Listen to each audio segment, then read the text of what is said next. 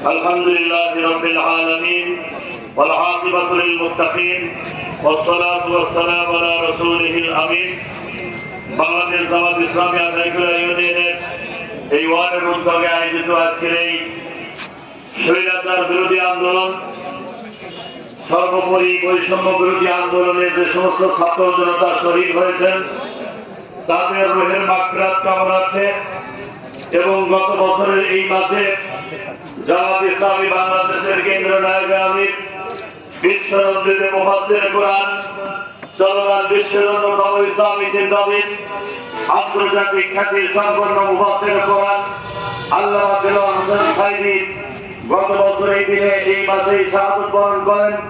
তার রুহের মাগফিরাত কামনার জন্য আজকের এই দোয়া অনুষ্ঠানে উপস্থিত জামাত নেতৃবৃন্দ, এলাকাবাসী, ভাই ও বোনেরা, সম্মানিত এলাকাবাসী, 2006 সালের 28 অক্টোবর 4 দলীয় জোট যখন শান্তিপূর্ণভাবে ক্ষমতা হস্তান্তর করে, সেই সময় তৎকালীন আওয়ামী লীগ ভারতের ন্যায়ের এজেন্ডা বাস্তবায়নের জন্য বাংলাদেশ জামাত ইসলামী এবং ইসলামী ছাত্র শিবিরের হাজার হাজার নেতা কর্মীর উপর সশস্ত্র আক্রমণ চালায়, যেটা পল্টন হত্যাকাণ্ড নামে খ্যাত।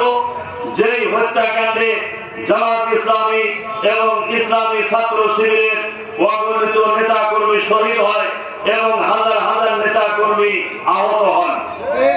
সংগ্রামী পাবনাবাসী, আপনারা জানেন 2008 সালে ডিজিটাল কারচুপির মাধ্যমে আওয়ামী দুঃশাসন সিন্দাবাদের ভূতের মতো এই বাংলার জমিনের উপর চেপে বসে। 2014 সালে তারা ভোটারবিহীন নির্বাচন করে, প্রার্থীবিহীন নির্বাচন করে।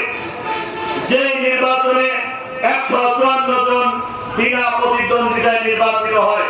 জাতিসংঘ, ইউরোপীয় ইউনিয়ন, মানবাধিকার, সারা পৃথিবীর গণতান্ত্রিক শক্তি বাংলাদেশ তৎকালীন হাসিনার কাছে উত্থাপন করে, আপনার দেশের সংবিধানে আছে জনগণের প্রত্যক্ষ ভোটে নির্বাচন হতে হবে। 300 আসনের পার্লামেন্টে যদি 194 জন বিনা প্রতিদ্বন্দ্বিতায় নির্বাচিত হয়, তাহলে এটা গণতন্ত্র তো হতে পারে না। হাসিনা তো যে জবাব দিয়েছিল, বিশ্বের গণতান্ত্রিক শক্তি জাতিসংঘ, ইউরোপীয় ইউনিয়ন, ব্রিটেন, আমেরিকা সহ কোন মানবাধিকার সংস্থা তা গ্রহণ করে নাই। পরবর্তী পর্যায়ে জাতির সামনে ওয়াদা করেছিল, সকল রাজনৈতিক দলের সাথে আলোচনা করে আমি নির্বাচন দেব, কিন্তু সেই নির্বাচন দেয় নাই, স্বৈরাচার শাসন চালিয়েছে। 2018 সালে বলেছিল নির্বাচন অবাধ এবং নিরপেক্ষ হবে। যে নির্বাচনে আমি পাবনা 5 আসনের প্রার্থী ছিলাম, আমরা দেখলাম দিনের ভোট রাতে কাটে নিয়ে সারা দেশে আওয়ামী বাকশালীরা এমপি হয়ে গেল। 2024 সালের 7 জানুয়ারি নির্বাচনে বাংলাদেশে নিবন্ধিত 41টি রাজনৈতিক দলের মধ্যে 32টা রাজনৈতিক দল অংশগ্রহণ করে নাই এবং 14 সালের নির্বাচনেও অনুরূপ অধিকাংশ নিবন্ধিত রাজনৈতিক দল অংশগ্রহণ করে নাই। এই 2008 সালের ডিসেম্বর মাস থেকে শুরু করে 2024 সালের 5ই আগস্ট পর্যন্ত শেখ হাসিনার 16 বছরের শাসন ছিল দুঃশাসন, জুলুমের শাসন, নির্যাতনের শাসন, গণতন্ত্র হত্যা করার শাসন, মানবাধিকার লঙ্ঘনের শাসন, রাষ্ট্রীয় সম্পদ লুণ্ঠনের শাসন।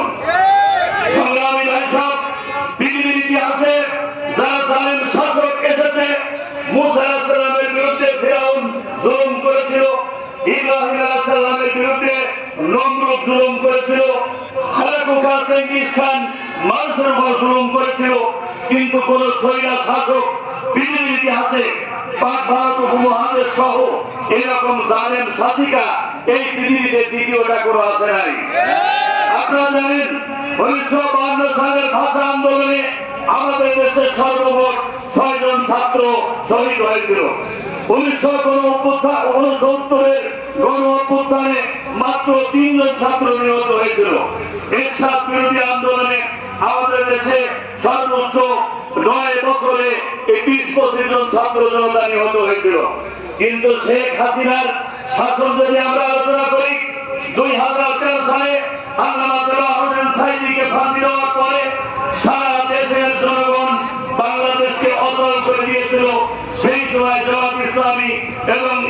ছাত্র শিবিরের শত শত নেতাকে একদিনে শেখ হাসিনা হত্যা করে।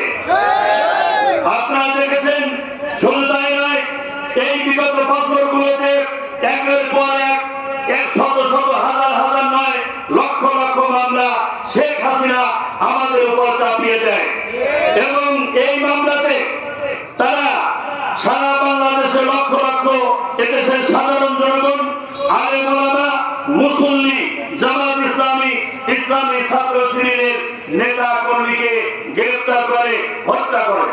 পৃথিবীর ইতিহাসে কোন ব্যক্তির জানাজা পড়লে প্রশাসন বাধা দেয় অথবা গ্রেফতার করে এরকম ইতিহাস নাই।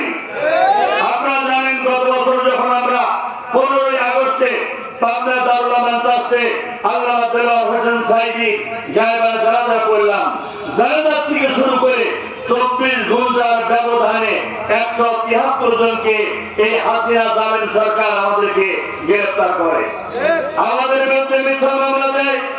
পৃথিবীর ইতিহাসে কোন জালেম শাসকের এরকম ইতিহাস নাই যে কোন ধর্মীয় অনুষ্ঠান তাফসীর মাহফিলে বাধা দেয়। বিগত 16 বছর 7 মাসের শাসনে হাজার হাজার তাফসীর মাহফিল বন্ধ করেছে, ইসলামী জালসা বন্ধ করেছে, হেফাজতে ইসলামের হাজার হাজার আলেমকে 5ই এপ্রিল 5ই মে তারা হত্যা করেছে, রিমান্ডে নিয়েছে, তাদেরকে গ্রেফতার করেছে। হাসিনার দুঃশাসন যদি আলোচনা করা হয়, দিনের পর দিন কেটে যাবে, মাসের পর মাস চলে যাবে, বছরের পর বছর চলে যাবে, হাসিনার জুলুমের ইতিহাস শেষ করা যাবে না। সংগ্রামী ভাইরা, আমাদেরকে 2015 সালের 13 জানুয়ারি আমাকে সহ জামাত নেতৃবৃন্দকে গ্রেফতার করলো। আমাকে গ্রেফতার করার পরে যেহেতু মিথ্যা মামলা, 7 দিন পর থেকে আমার জামিন শুরু হলো। আমাদের যখন জামিন হয়, আমরা বের হতে চাই, জেল গেটে দেখা যায় যে পত্রিকা আজাদির চুটুবি দাড়ি জুব্বা পরায়া গেটে দাঁড়া থাকে। আমরা বের হই, আসসালামু আলাইকুম বলে হাত ধরে বলে, ওসি সাহেব আপনাকে চা খাওয়ার দাওয়াত দিয়েছে।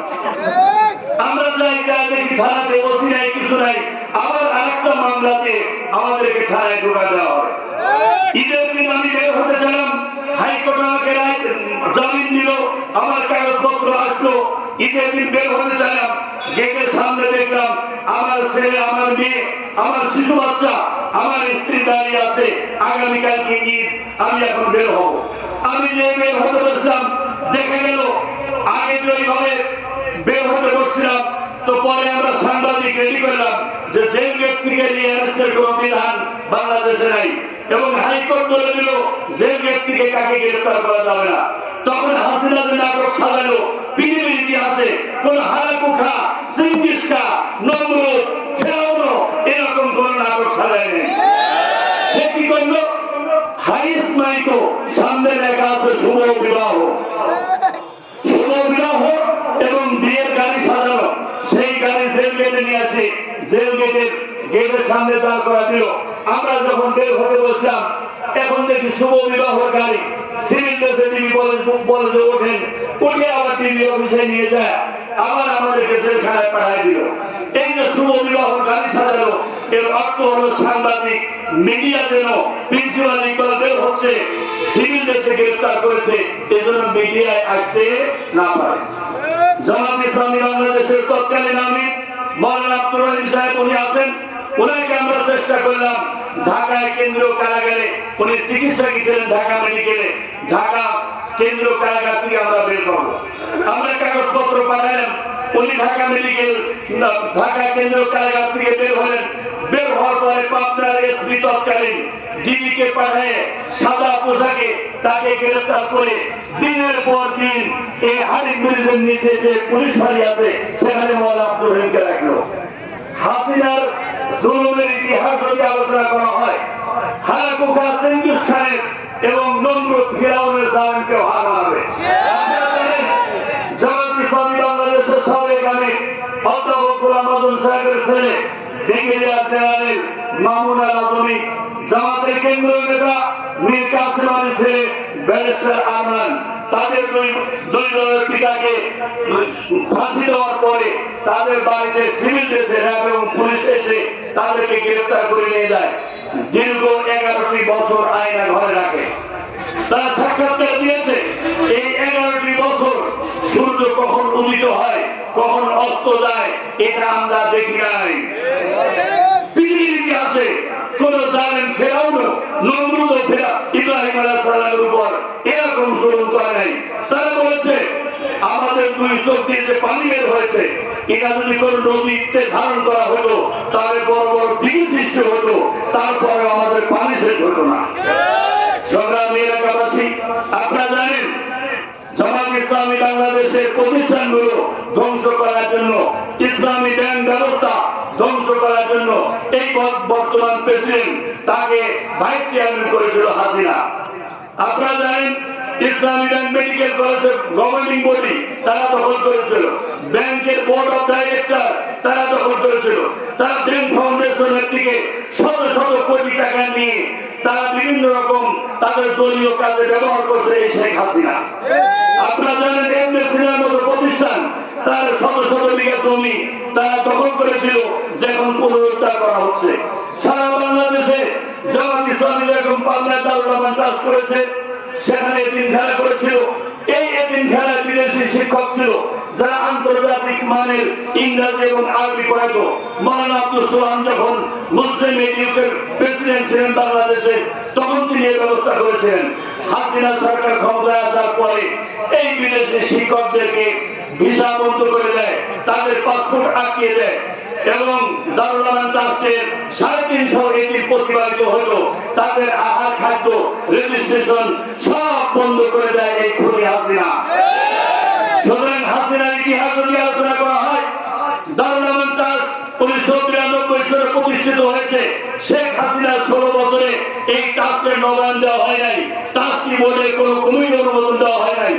সারা বাংলাদেশে এরকম যত প্রতিষ্ঠান আমাদের আছে, স্কুল কলেজ মাদ্রাসা ট্রাস্ট পরিচালিত সবগুলো আওয়ামী বাকশালী চক্র তারা দখল করে নেওয়ার জন্য একের পর এক ষড়যন্ত্র করেছে এবং তারা দখল করেছে।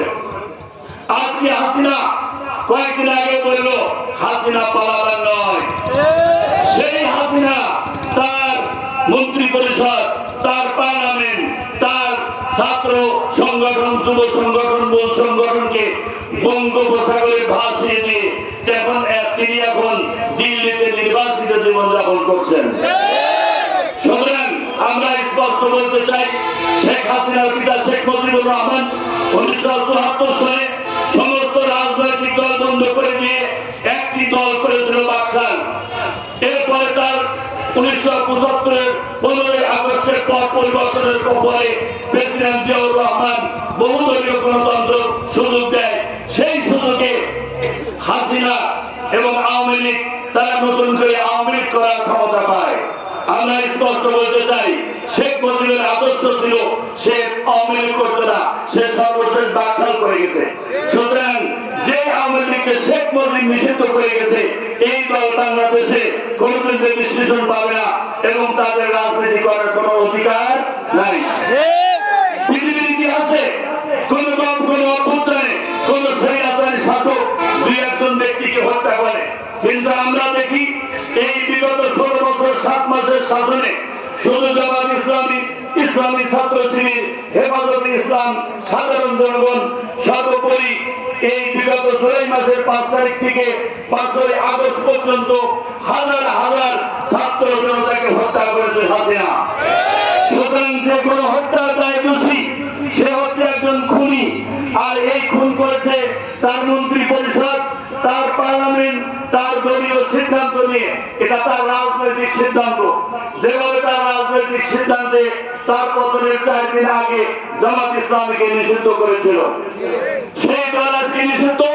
আমরা স্পষ্ট বলতে চাই, হাসিনার বিচার করতে হবে এবং গণ আদালতে বিচার হবে এবং সে যে ট্রাইব্যুনাল করেছে মানবাধিকার, সে যে যুদ্ধ অপরাধী ট্রাইব্যুনাল করেছে, এই ট্রাইব্যুনালে তার বিচার হবে। আল্লামা দেওয়ার হোসেন সাইদি, মাওলানা আব্দুল সোহান, মাওলানা মতিউর রহমান নিজামী, তাদের বিরুদ্ধে হাসিনা একজন করে হত্যাকাণ্ডের অভিযোগ আনতে পারছে, যেটা মিথ্যা। কিন্তু হাসিনার বিরুদ্ধে অভিযোগ হচ্ছে হাজার হাজার লক্ষ লক্ষ। আজকে মতিউর রহমান সাহেব 5ম সংশোধনী বাতিলের জন্য আবেদন করেছেন, যেই সংশোধনীতে স্পষ্ট ছিল যে আগামী দুটি নির্বাচন কেয়ারটেকার সরকারের অধীনে হবে। হাইকোর্ট আজকে স্পষ্ট বলেছে, সংবিধান লঙ্ঘন করে, হাইকোর্টের রায় লঙ্ঘন করে হাসিনা নির্বাচিত হয়ে ক্ষমতা চালাচ্ছে, তার সকল ক্ষমতা হচ্ছে অবৈধ। সুতরাং অবৈধ সরকারের যত পরিপত্র সবগুলো হচ্ছে অবৈধ।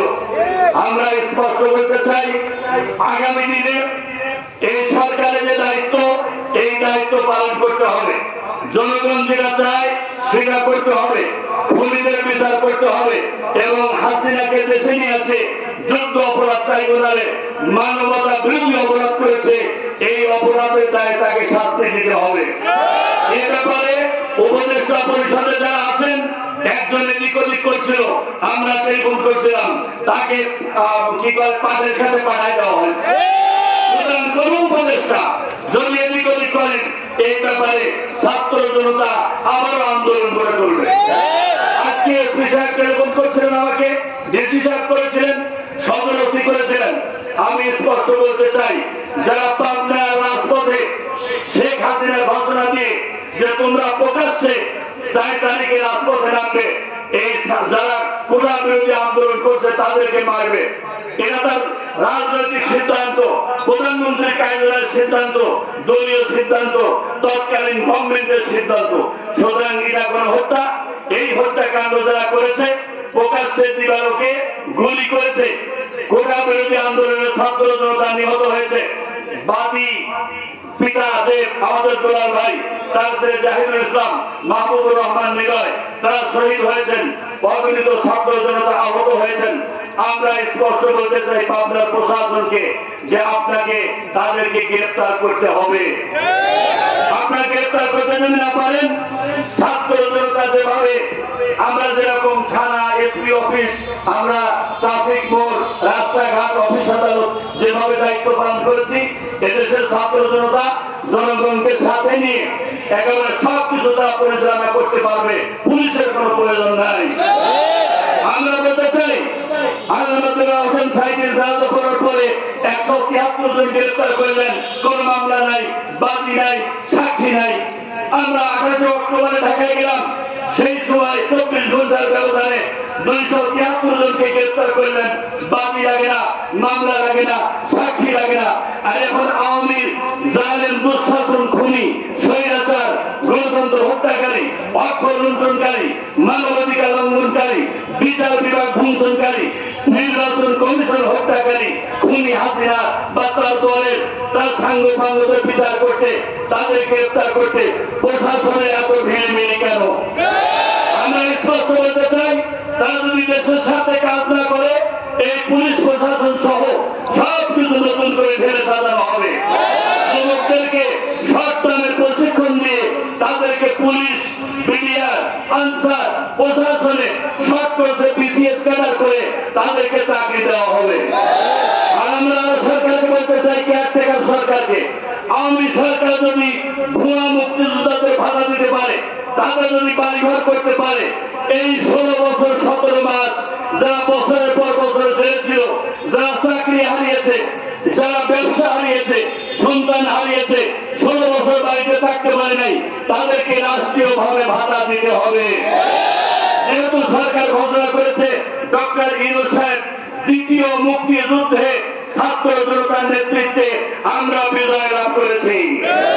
সুতরাং মুক্তিযুদ্ধের দ্বিতীয় বিজয়ে যারা অংশগ্রহণ করেছে এবং 2008 সালের পর থেকে আওয়ামী দুঃশাসনে যারা নির্বাচিত হয়েছে, রাষ্ট্রীয়ভাবে তাদেরকে সনদ দিতে হবে, তাদের কর্মসংস্থানের ব্যবস্থা করতে হবে, তাদের ক্ষতিপূরণ দিতে হবে। সংগ্রামী এলাকাবাসী, আমি আপনাদের সামনে সর্বশেষ বলতে চাই, এই দেশ আমাদেরকে চালাতে হবে, দেশের অত্যন্ত প্রহরীর ভূমিকা পালন করতে হবে। আগামী দিনে জাতীয় নির্বাচন আসবে, এই নির্বাচনে সমস্ত রাজনৈতিক দল অংশগ্রহণ করবে, সেই নির্বাচনে আমরা যাব সেখানে এবং ইনসাফ ভিত্তিক সমাজ প্রতিষ্ঠার জন্য আপনারা দলমত নির্বিশেষে আপনার উন্নয়নের ভূমিকা রাখবেন, এই আশাবাদ ব্যক্ত করে যারা এতক্ষণ ধরে আমাদের কথা শুনলেন তাদেরকে ধন্যবাদ জ্ঞাপন করে যারা এই আন্দোলনে শহীদ হয়েছেন তাদের শাহাদাতের মর্যাদা কামনা করে, যারা আহত হয়েছেন পুঙ্গুত্ব বরণ করেছেন দ্রুত সুস্থতা কামনা করে আমার কথা এখানে শেষ করছি। আসসালামু আলাইকুম ওয়া রাহমাতুল্লাহি ওয়া বারাকাতুহু।